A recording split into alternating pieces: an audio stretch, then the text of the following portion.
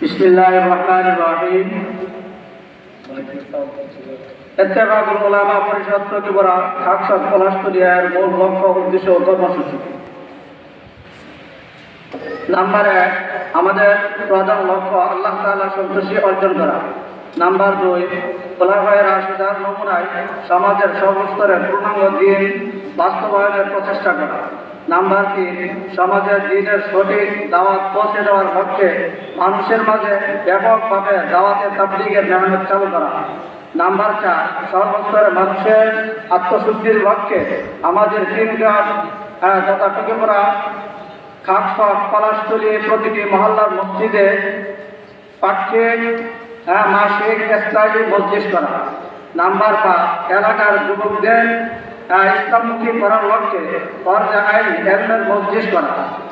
Number 6, বয়স্কদের জন্য free কোরআন শিক্ষার হালকা কায়েম করা। নাম্বার 7, সমাজের অবহেলিত বঞ্চিত মাজলুম ও সাধারণ মানুষের পক্ষে কাজ করা। নাম্বার 8, প্রতি বছর নবীন ফারিদের সম্মাননা প্রদান করা। নাম্বার 9, স্কুল কলেজ আলিয়া ও কওমি মাদ্রাসার কৃতি শিক্ষার্থীদের সংবর্ধনা প্রদান করা। নাম্বার 10, ন্যায় প্রতিষ্ঠা ও অন্যায়ের প্রতিরোধে সকলকে উদ্বুদ্ধ করা। নাম্বার 11, সমাজের জাহেলি অপশক্তি ও সংস্কৃতি রোধে কার্যকর পদক্ষেপ গ্রহণ করা। নাম্বার 12, ইসলাম বিরোধী সব ধরনের কর্মকাণ্ডের বিরুদ্ধে জনমত গড়ে তোলা প্রয়োজনে কঠোর হস্তে দমন করা।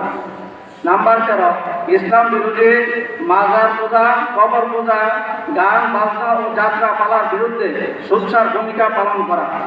নাম্বার 14, ধর্ম নির্বিশেষে পারস্পরিক মিল মহব্বত ও সহযোগিত সম্প্রীতির মাধ্যমে শান্তিপূর্ণ সমাজ গঠন করা।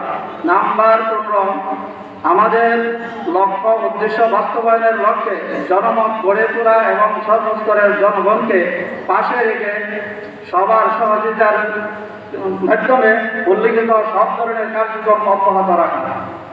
এই পূর্ণরা কাজ বাস্তবায়নের জন্য সকালে ইনশাআল্লাহ একমত আছি তো? আমার সবাইকে আর দীর্ঘায়িত করতে চাই না। এখন হযরত বয়ান করবেন, সংক্ষিপ্ত আকারে বয়ান করবেন। আমরা ধৈর্য সহকারে বসি।